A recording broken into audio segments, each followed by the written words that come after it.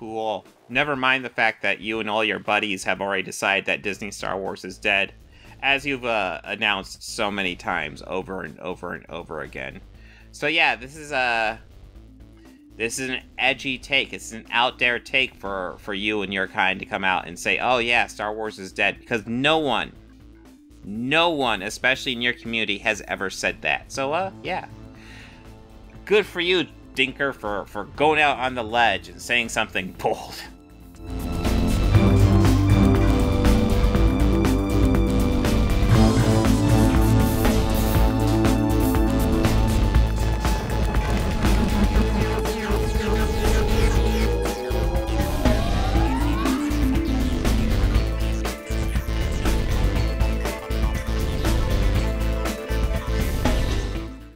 Yeah, there was a critical drinker request. What was the critical drinker? Maybe if I look at it, I will remember what the request was. But yeah, there was a drinker. There was a dinker. A cynical dinker. Oh, it was the Star Wars franchise thing. So I was relaxing the other day with my pint of cheap supermarket vodka. Hold on. Here we go. I don't know why it went all the way back here, but here. Star Wars is a dead franchise. So I was...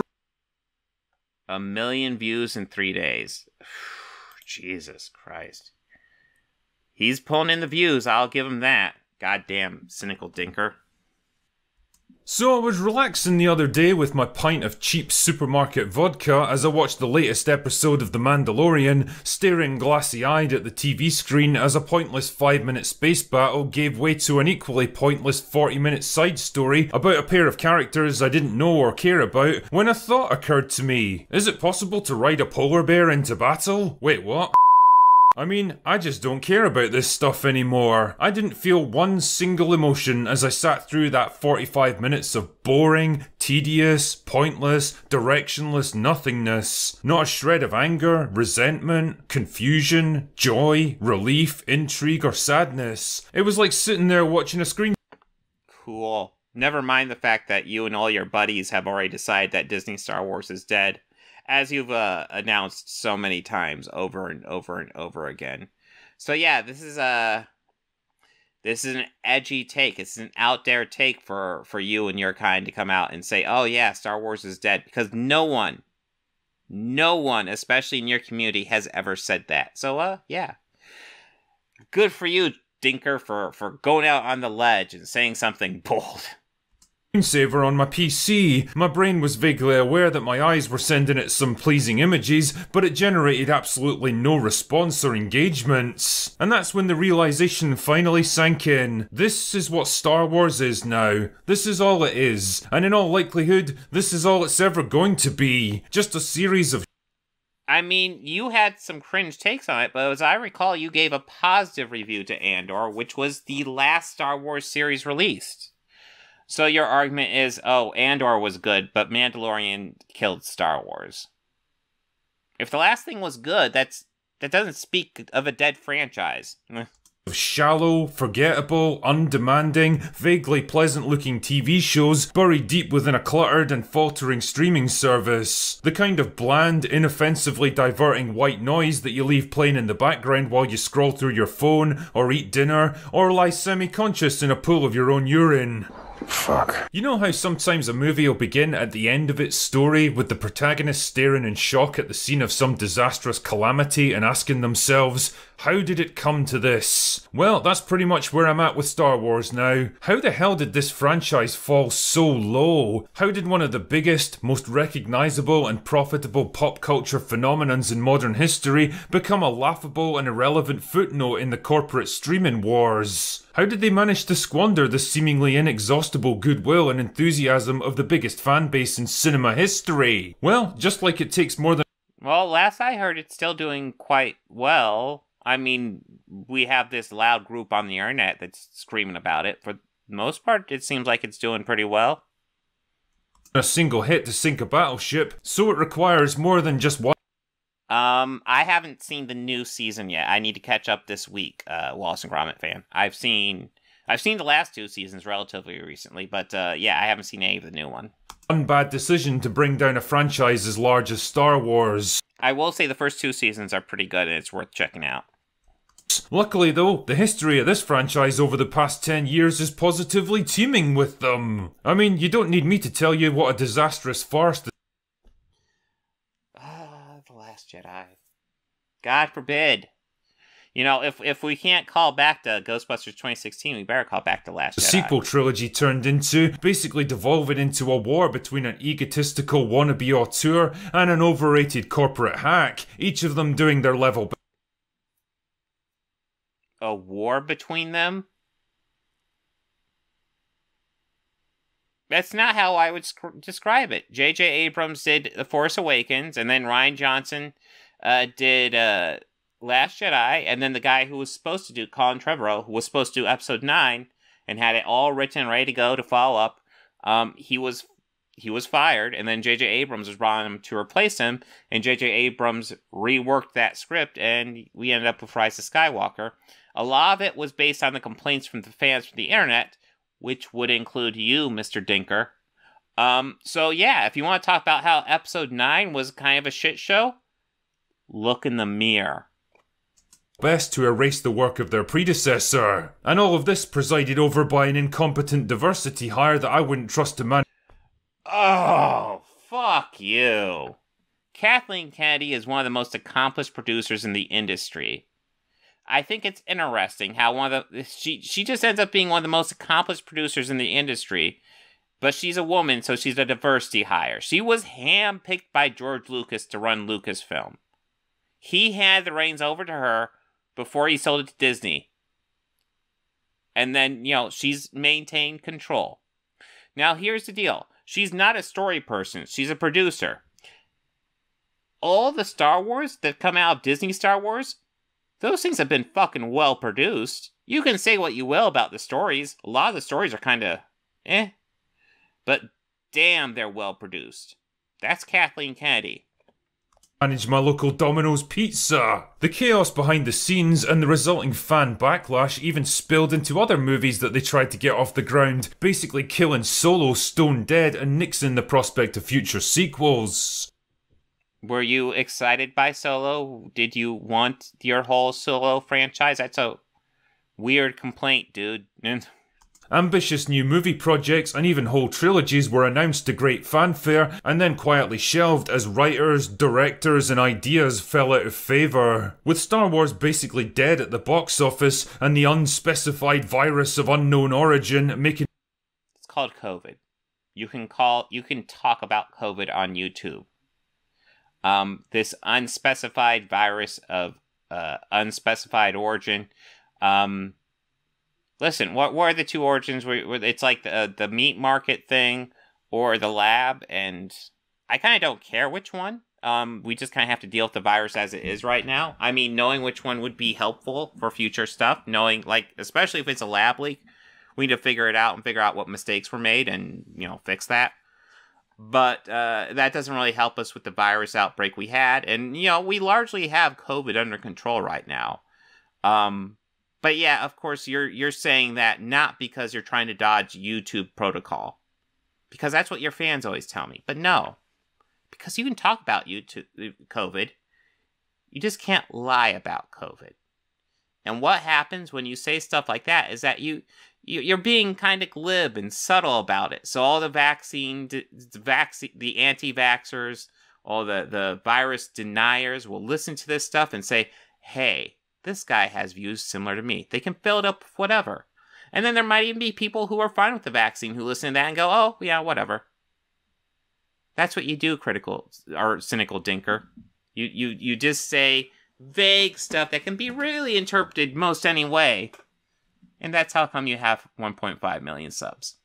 In future movie releases questionable at best, the decision was made to use it as a tentpole attraction for Disney Plus instead. And if I was a cynical man, I'd say it was a way of limiting the financial damage and...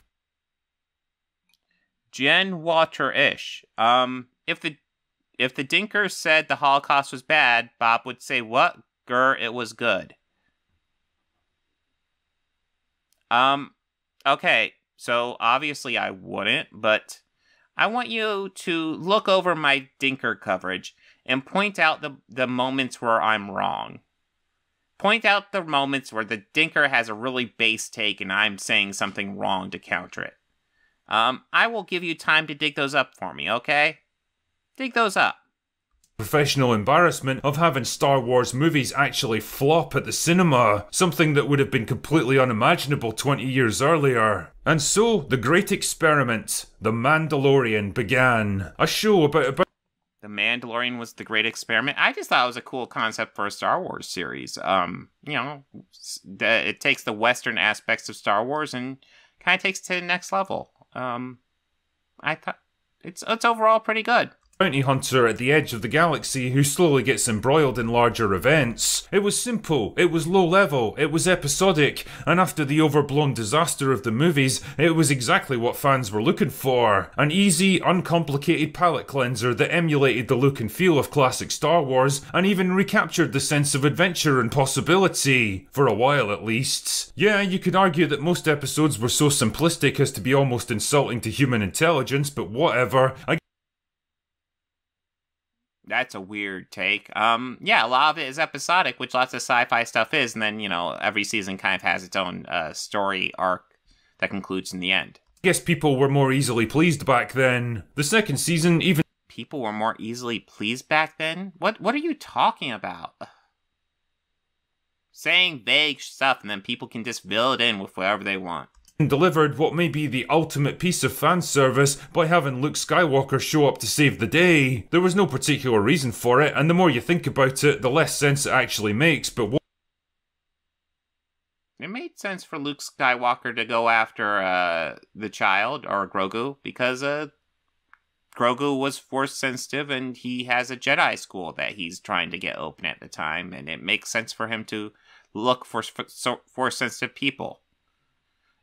I mean, you can call it fan service because it absolutely is, but it made sense. Whatever, it got people right in the feels, and if you hit them hard enough in that particular area, it tends to bypass the thinking part of their brains. The problem is that giving Disney one... No, I would like you to explain to me how Luke popping up there made no sense. I would actually be interested in that. What's your reasoning besides to explain how Luke... It makes no sense for Luke to ever be there?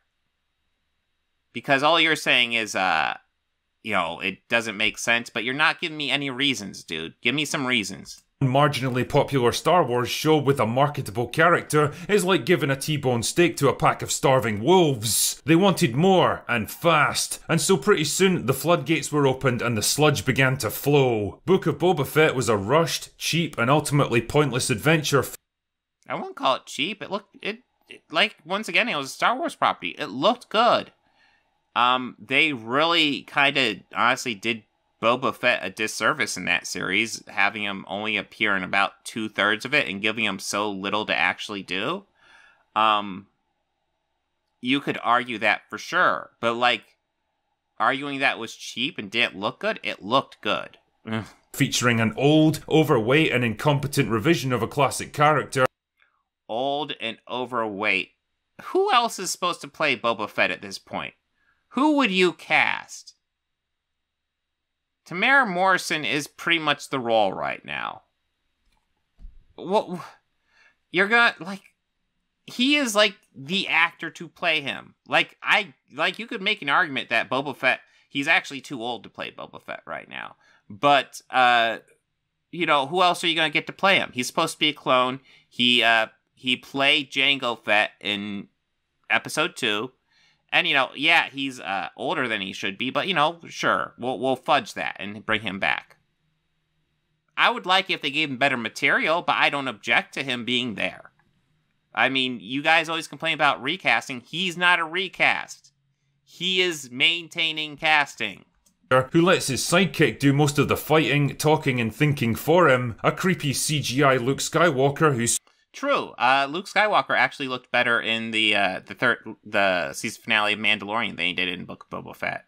Spoke and acted about as realistically as a T-800. Fuck you, asshole. And a bait and switch plot whose main purpose was to undo the events of The Mandalorian.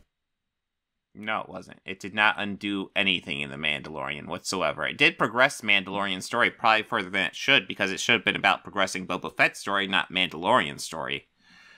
But it didn't undo anything in The Mandalorian. Because let's be honest, if you've finally stumbled ass backwards into a character that you can actually merchandise after 5 movies and hundreds of millions of dollars, then you're probably going to want to keep them around. I mean, those Rose Tico action figures aren't exactly flying off the shelves, are they? Just take an opportunity to take a shit at Rose Tico, huh? Because as we all know, Kelly Marie Tran has not had enough shit, so let's just dig up an opportunity to go after her. You guys are such assholes. Things only got worse with Obi-Wan Kenobi, which managed to tarnish the legacy of not one, but 2 of the most popular characters in the Star Wars franchise, retcon events that absolutely never happened, and act as another bait and switch, this time to launch another tedious, strong, empowered... Well, I mean, I could argue that the entire Star Wars franchise is built on a retcon. I mean, Darth Vader being Luke's father was retconned into Empire Strikes Back. It was a loose idea George had, but like it definitely wasn't in the writing for the first episode or A New Hope. But they retconned it. Retcons is how you do fiction, especially when you're jumping around in time. That's just what you do.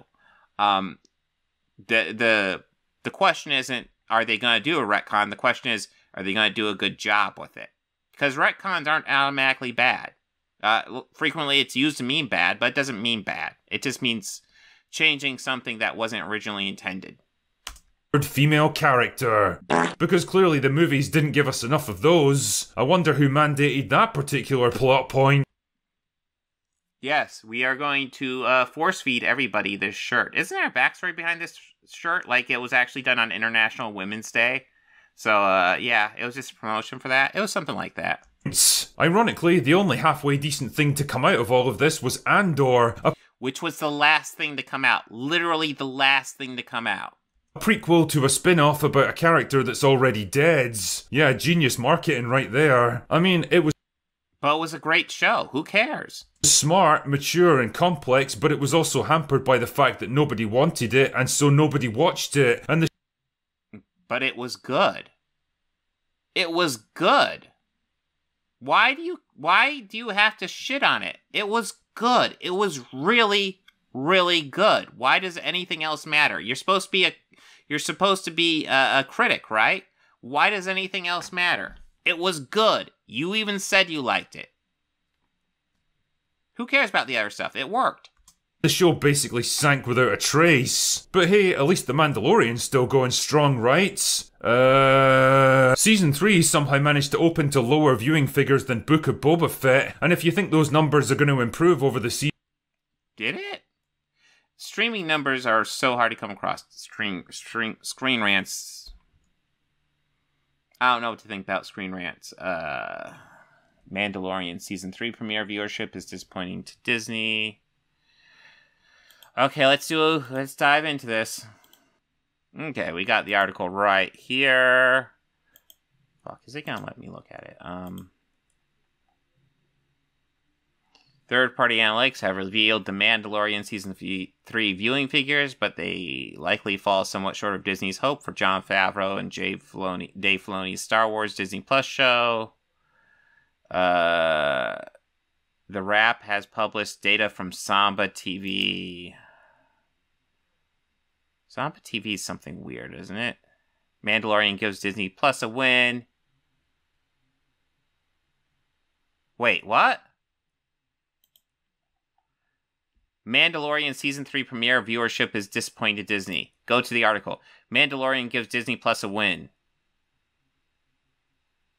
What? Those are different headlines. Like, oh my god. What? Where do they get... Okay, context. Let's find out the context here. Season 3 premiere of Mandalorian. Season 3 premiere of Disney Plus Mandalorian live-action Star Wars show that played a key role in the service's 2019 launch jumped through hyperspace to top the charts in the latest Wrap report, which highlights the viewership trends collected from Samba TV's panel of more than 3 million households drawn from... Okay. The long-awaited new season's first episode was less of a standout measured against other recent Disney Plus releases.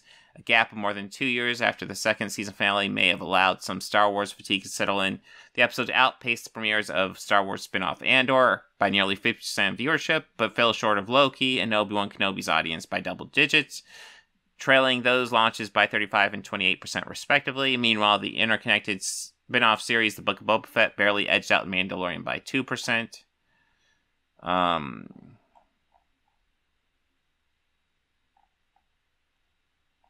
God damn it.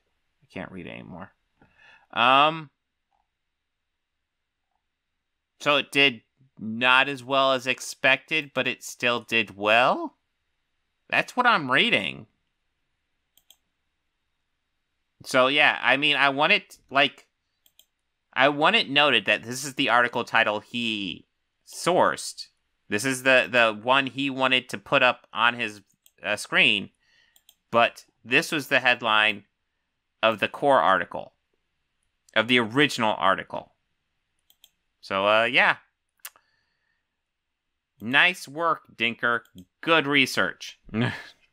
Viewing figures than Book of Boba Fett, and if you think those numbers are going to improve over the season, then you're probably an employee of Lucasfilm. This right here is how far Star Wars has fallen, when even its flagship TV show is struggling to get the numbers of an Was Mandalorian signed to be their flagship TV show? I mean, it was a big one, but I don't know if I'd necessarily call it a flagship TV show. Popular spin-off from a couple of years ago. Nobody even seems to be talking about it anymore. No, it's getting plenty of conversation. Honestly, the only reason I even knew that Season 3 had started was because someone mentioned it on Open Bar.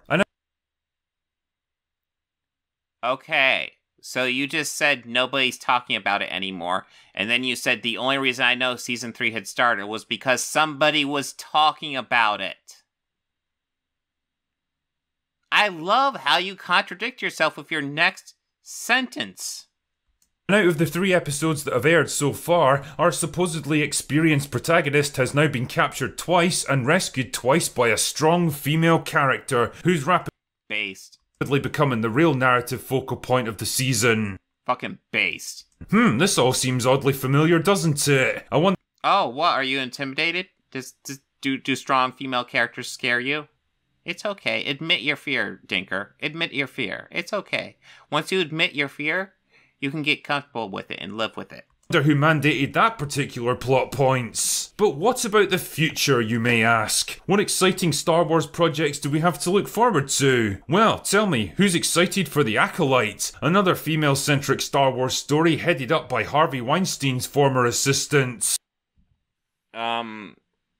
Harvey Weinstein's former assistant. You realize, I feel like you're saying Harvey Weinstein's former assistant to, like, insult her as if like she was like an accomplice, but you're missing the fact that she was probably actually a victim.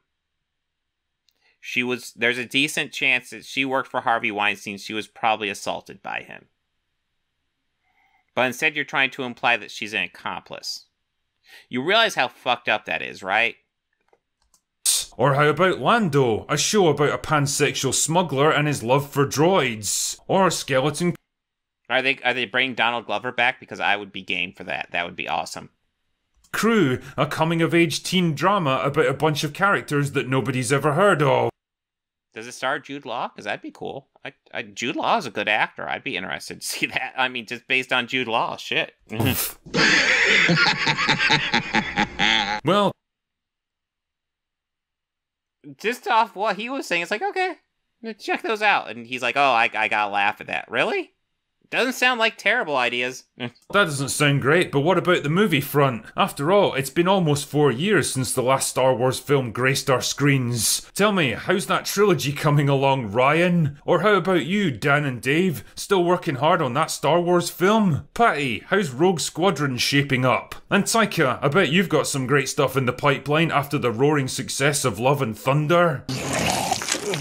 Okay, so I mean, he's hinting upon something I actually agree with, honestly. I think they need... I feel like they need to do something new with Star Wars, whether it be like a new trilogy, But I don't know. Like, I know Taika Waititi was talking about doing something way in the future or way in the past. And yeah, something like that might be more interesting. I feel like we're staying too close to, like, the core time period so we can have, like, cameos and stuff like that. And I won't mind just doing something in the Star Wars universe that's kind of disconnected from all the characters we know and do something just new with Star Wars. We already have this pre-set up universe that's a sci-fi universe with space wizards.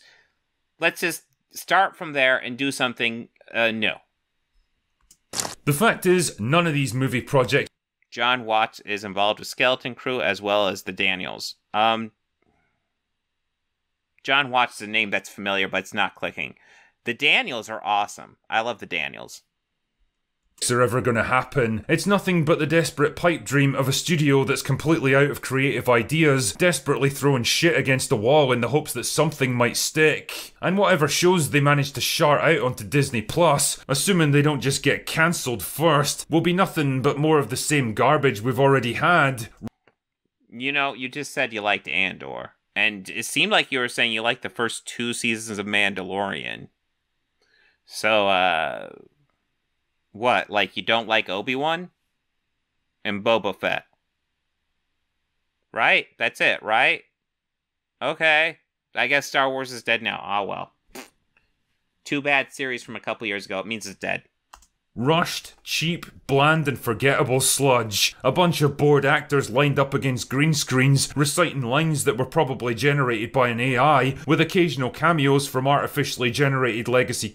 Well, you know, you might be interested to know that we have trouble shooting on other planets. We've been trying to get actors on locations and other planets to get them to shoot, but it's getting really difficult. Like, they have to breathe and, you know, survive the atmosphere. Actors are so fucking prissy bitches, I swear to God. So you put them on these other planets to shoot shit, and they just fucking die and shit. It's obnoxious. So, yeah, now they gotta do green screens. It's really ridiculous, man. Characters in the desperate hopes of stirring up some kind of fan interest. This is what the heat death of a franchise looks like, ladies and gentlemen. The sputtering embers left behind long after the fire has gone out. Star Wars was once a formative experience for whole generations of moviegoers, a landmark pop culture event that redefined what movies could be, that reshaped the landscape of cinema, and gave us characters and moments that still resonate almost half a century later. Now it's nothing but a dead brand, hollowed out to its very core, strip-mined of every usable resource, and exploited to the point where there's simply nothing left to give. Until at last we find ourselves at the end point of franchise collapse. Apathy. And why? Because the people in charge of it didn't know what the fuck they were doing. Because it was taken from someone who, whatever his faults and shortcomings, genuinely cared about the characters and universe he'd created. George Lucas handpicked Kathleen Kennedy to take over for him. Just gonna point that out. Kathleen Kennedy took the reins. I think it was when the Disney purchase was at least being considered, but George Lucas was like, yeah, I'm done. Here you go. So, yeah, maybe ask George. Like, it wasn't taken from him. He chose this. He had a lot of control over where it's going. So, like, this oh, poor George shit, come on. He made $4 billion. He's fine. And it was given over to talentless, clueless, soulless Yeah, and Wallace and Gromit fans got a good point. Yeah, Jar Jar Binks. Those prequels have problems. Let's be real. corporate hacks who only saw it as a resource to be exploited or as a platform for the message. What is the message, Mr. Dinker? What is the message? Is the message that women and men should be treated equally, that social justice is important, that we should have equal rights and equality for all types of people and diversity? Is that the message? Because if that's the message, I am all for it. In fact, if that is the message, what aspect of that are you against? Which one? Is it that we got the rainbow here, so gay? Are you against gay people and stuff? Are you against women and stuff? Trans people? What part of this message are you against? Just tell me. Are you against social justice? Are you against people being treated equally? Are you against black people? Tell me, Mr. Dinker. Mr. Jordan. Tell me what you think. What part of the message are you against? I would like to know.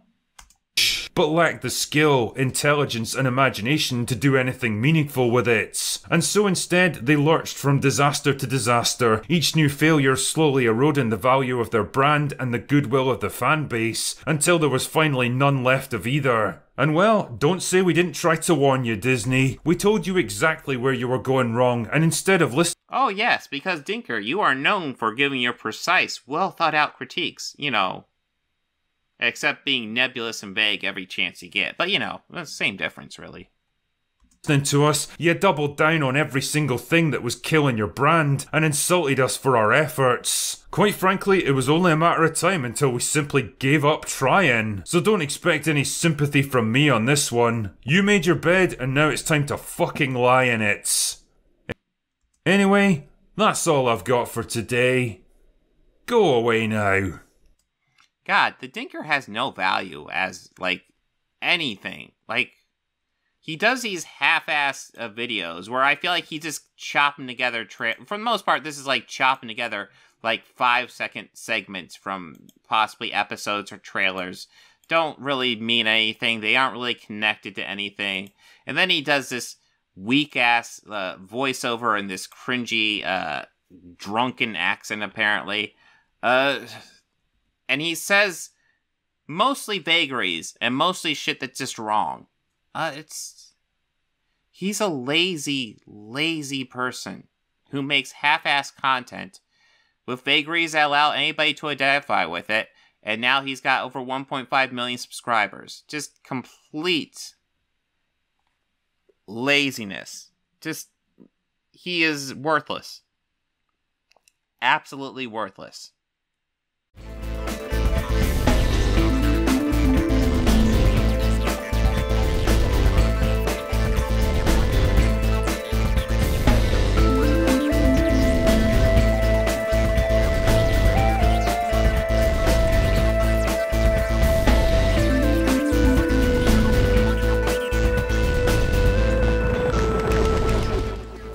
Books, records, films, these things matter. Call me shallow. It's the fucking truth.